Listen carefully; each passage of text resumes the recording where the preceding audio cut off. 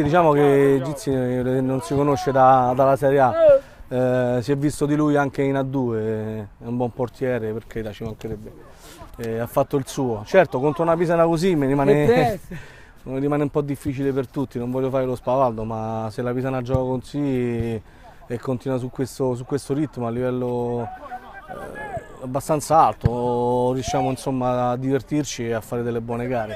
A Massari ormai non è più una sorpresa, è un giocatore che fa tanta corsa, tanta differenza in mezzo al campo.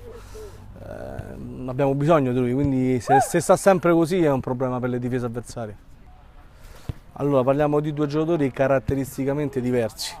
Diciamo che Matteo è un esterno, parte da dietro, Andrea è una punta che spalla la porta, si gira il calcio, quindi diciamo come movimento Andrea ne fa sicuramente meno, ma solamente per il ruolo che copre.